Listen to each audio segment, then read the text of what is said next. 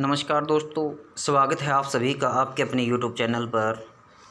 और जैसा कि हमने 6th क्लास की ज्योग्राफ़ी एनसीईआरटी शुरू की हुई है और हम सभी जानते हैं कि एनसीईआरटी की जो बुक्स हैं वो हर एग्ज़ाम्स के लिए, कॉम्पिटिटिव एग्ज़ाम्स के लिए एक बेस तैयार करने का काम करते हैं। तो उसी कड़ी को आज हम आगे बढ़ाते हुए आज 6th क्लास का 5th चैप्टर हम करने जा रहे हैं, major domains of the earth, पृथ्वी के मुख्य परिमंडल। देखिए, परिमंडल क्या होता है? परि का मतलब होता है चारों तरफ और मंडल का मतलब होता है आवरण या उसके भाग, यानी पृथ्वी के चारों तरफ के भाग या पृथ्वी पर पाए जाने वाले विभिन्न जो भाग कौन कौन से हैं। तो चलिए डिस्कस करते हैं हम। As you have read in the first chapter, जैसा कि हम पहले ही अध्याय में पढ़ चुके हैं, the earth is the only planet which has life. पृथ्वी एक ऐसा ग्रह है जिसके ऊपर जीवन पाया जाता है।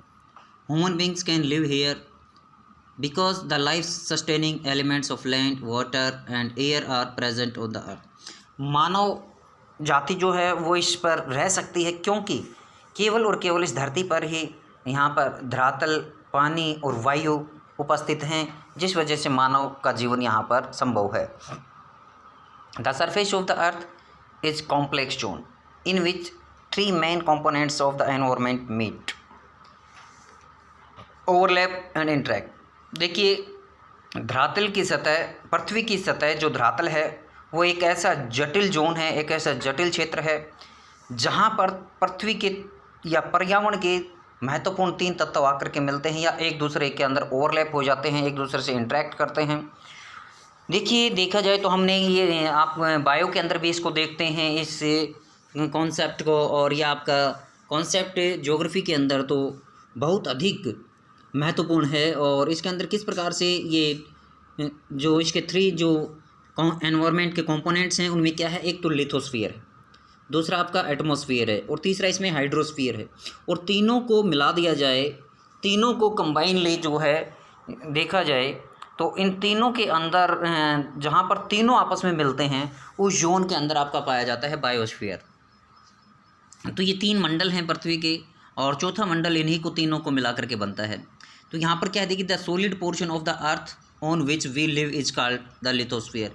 यहाँ पर आपसे पूछा जा रहा है कि लिथोस्फीयर किसे कहते हैं, भूमंडल किसे कहते हैं। तो पृथ्वी का भूमंडल क्या है? भूमंडल पृथ्वी का वह भाग है जो कठोर चट्टानों से मिलकर के बना हुआ है। The gaseous layer and the gaseous layer that surround the earth is the atmosphere where oxygen, nitrogen, carbon dioxide and other gases are found.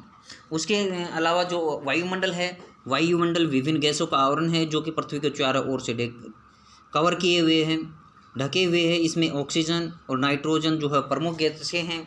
इसके अलावा कार्बन डाइऑक्साइड और अन्य विभिन्न गैसें, जलवाष्प, डस्ट पार्टिकल्स, ये भी इसके अंदर शामिल हैं। जैसा कि हमने मेजर जो फिजिकल फीचर्स ऑफ इंडिया जो उसमें पढ़ा है उसके अंदर भी हमने काफ़ी इनके बारे में डिस्कस किया है। और 7th क्लास के जो टॉपिक है उसके अंदर भी हम इसको डिस्कस करेंगे डिटेल के अंदर। तो देखिए, यहाँ पर जो 3rd जो पोर्शन है, water covers a very big area of the earth surface. जो पानी है, पानी धरातल के बहुत बड़े भाग को कवर किए हुए है। 71% भाग को जो है यह हाइड्रोस्फीयर कवर किए हुए है। पृथ्वी के 71% एरिया को हाइड्रोस्फीयर है वो कवर करता है पृथ्वी के। That is ice, water and water vapour. और ये पानी जो है, ये पानी अपनी तीनों फॉर्म में मिलता है। ये ठोस के रूप में आपको बर्फ़ के रूप तौर पर मिलता है, लिक्विड के तौर पर आपको जल के रूप में मिलता है और वाष्प के रूप में ये जल वाष्प के तौर पर आपको वायुमंडल में मिलता है। अब देखिए, तीनों जो परिमंडल हैं वो हमने डिस्कस किए। अब इन तीनों को मिलाकर के बनता है आपका बायोस्फीयर। यहाँ पर बायोस्फीयर किसे कहते हैं? देखिए, the biosphere is the narrow zone where we find land, water and air together which contains all forms of life. देखिए, जो जैवमंडल है, जैवमंडल ऐसा क्षेत्र है, वो एरिया है जहाँ पर आपके धरातल, भूमंडल, जलमंडल और वायुमंडल तीनों मिलकर के जो है इस क्षेत्र का निर्माण करते हैं। क्योंकि हम सभी जानते हैं कि लाखों वर्ष पहले जो पहली बार जो जीवन कहीं पाया गया था वो जल के अंदर पाया गया था। उसके बाद धरातल पर वो सभी स्थितियाँ मौजूद हुई जिसकी वजह से मानव का विकास हो पाया, मानव अस्तित्व में आया, या मानव ने आज जो चरम विकास की सीमा पर पहुंचा हुआ है, ये आपका केवल और केवल लिथोस्फीयर पर ही हासिल हो पाया है। ये बात अलग है कि मानव ने वायुमंडल और जलमंडल पर भी अपना जो बहुत से क्षेत्र को कवर अप किया हुआ है।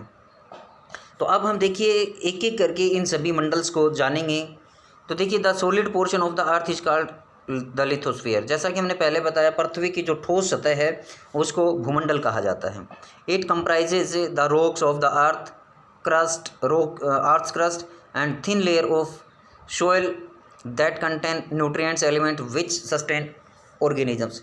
देखिए इसके अंदर क्या है, पृथ्वी की जो ठोस सतह है उसको भूमंडल कहा जाता है। इसके अंदर चट्टानें और पृथ्वी की भूप्रपटी शामिल होती है, और इसके साथ साथ इसमें पृथ्वी की जो ऊपरी परपटी होती है, मृदा जिसको बोलते हैं, जिसमें विभिन्न पेड़ पौधों के लिए, जीवन के लिए आवश्यक तत्व पाए जाते हैं, वो इसके अंदर शामिल है।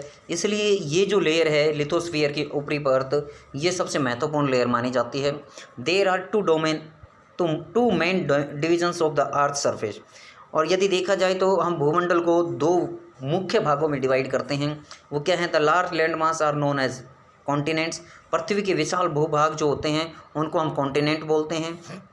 पृथ्वी के विशाल भूभाग कॉन्टिनेंट कहलाते हैं। और जो दूसरे हैं huge water bodies are called oceans, ocean basin. और जो विशाल जल क्षेत्र हैं उनको हम महासागर कहते हैं। All the oceans of the world are connected with one another. ये सभी महासागर हैं, ये एक दूसरे से जुड़े हुए हैं, जैसा कि अब भैया हम इस मैप के अंदर देखेंगे। Look at the map of the world, figure 5.1। ये फिगर को देखिए और आपको सभी महासागर जो है एक दूसरे से जुड़े हुए नजर आएंगे। Are all the land masses connected with one another. और जितने भी भूभाग हैं, लैंड मासेज हैं, क्या वो सभी से जुड़े हुए हैं या नहीं, तो हम ये देखेंगे, फाइंड आउट करेंगे। The level of sea water remains the same everywhere. और जहाँ पर समुद्र जल के सतह की बात है वो सभी जगह पर एक जैसा रहता है। Elevation of land is measured from the sea level of the sea. और किसी भी स्थान की ऊंचाई जो है वो ऊंचाई समुद्र तल से मापी जाती है, which is taken as zero, जिसको कि हम जीरो मान करके चलते हैं। तो यहाँ पर देखिए, यहाँ पर आपको मैं बता रहा हूँ ये मेजर जो कॉन्टिनेंट्स हैं इंडिया के, भारत के, क्या विश्व के जो मेजर कॉन्टिनेंट्स हैं उनके बारे में देखिए। ये आपका एशिया, नंबर 1 एशिया। मैं आपको साइज़ वाइज, सीरियल वाइज नहीं बता रहा हूँ, आपको केवल एक बार काउंटिंग बता रहा हूँ। नंबर 1 एशिया, नंबर 2 संसार का जो सबसे छोटा महाद्वीप ऑस्ट्रेलिया, नंबर 3 आपका अफ्रीका, नंबर 4 आपका रह जाएगा यूरोप, नंबर 5 आपका south America, number 6 north America, और नंबर 7 में आता है आपका अंटार्कटिका। ये 7 महाद्वीप हैं विश्व के जहाँ पर जीवन पाया जाता है। यदि यहीं पर हम एक बात को और देखें, ये आपकी है भूमध्य रेखा, ये आपकी है कर्क रेखा, और ये आपकी है मकर रेखा, यानी Tropic of Cancer, Tropic of Capricorn और इक्वेटर। ये जो रेखाएं हैं तीनों, ये तीनों रेखाएं केवल एक महाद्वीप से गुजरती हैं, वो है महाद्वीप अफ्रीका। अफ्रीका महाद्वीप से तीनों रेखाएं गुजरती हैं, इसलिए यहाँ पर जो है वर्ष भर बहुत अधिक गर्मी पड़ती है। यहाँ के लोग जो हैं वो हट्टे कट्टे और सांवले कलर रंग के होते हैं। और ये जो अपना ऑस्ट्रेलिया है, ऑस्ट्रेलिया से आपकी जो मकर रेखा है, ट्रॉपिक ऑफ कैप्रिकॉर्न, वो गुजरती है। कैंसर जो है, ट्रॉपिक ऑफ कैंसर, ये भारत के ठीक मध्य से गुजरती, भारत को 8 राज्यों से होकर के गुजरती है और भारत को 2 भागों में डिवाइड करती है। यदि यहीं पर हम देखें, ये ऊपरी पार्ट ये जो है ये आपका नॉर्दर्न हेमिस्फीयर कहलाता है और ये आपका साउदर्न हेमिस्फीयर कहलाता है। और इस प्रकार से देखा जाए तो यहाँ पर आप भूभाग के आधार पर देख सकते हैं कि किस भाग, कौन सा जो पृथ्वी का क्षेत्र है वहाँ पर स्थलीय भाग अधिक है।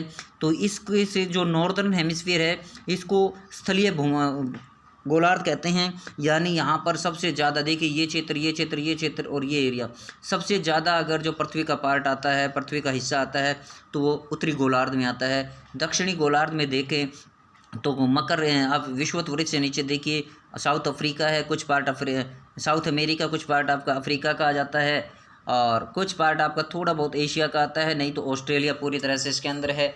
इस प्रकार से देखा जाए तो ये जो है आपका नॉर्दर्न हेमिस्फीयर जो है वो उत्तरी स्थलीय गोलार्ध कहलाता है और आपका दक्षिणी जो गोलार्ध है वो जलीय गोलार्ध कहलाता है। इस बात को आप समझ गए होंगे।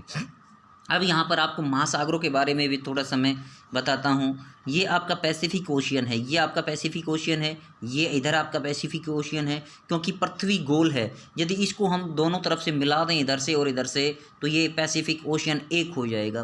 तो पहले नंबर पर आपका पैसिफिक ओशियन मैं यहाँ पर काउंट कर रहा हूँ। दूसरे नंबर पर ये एस आकृति, जो एस आकृति बन रही है आपकी, ये आकृति एश, ये आकृति जो है ये बन रही है आपकी एस के, ये आपका अटलांटिक ओशियन है। उसके बाद तीसरा आपका ये इंडियन ओशियन आ जाता है, और चौथे नंबर पर ये आपका अंटार्कटिका आ जाता है, अंटार्कटिका ओशियन। और पाँचवें नंबर पर आपका आर्कटिक ओशियन। ये 5 महासागर बोले जाते हैं वैसे तो, लेकिन अंटार्कटिका और जो आर्कटिक महासागर है ये दोनों एक ही माने जाते हैं,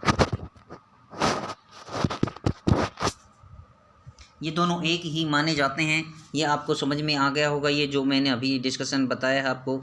तो यहाँ पर देखिए आपको थोड़ा सा अब discussion, the highest mount peak mount Everest is 8,848। यहाँ पर ये जो 48 दिया हुआ है ये 2 मीटर बढ़ गई है, इसको आप 8,850 मीटर मानेंगे अब इसकी, क्योंकि ये युवा यंग फोल्ड माउंटेन है, युवा वलित पर्वत है और इसकी 2 मीटर ऊंचाई बढ़ गई है।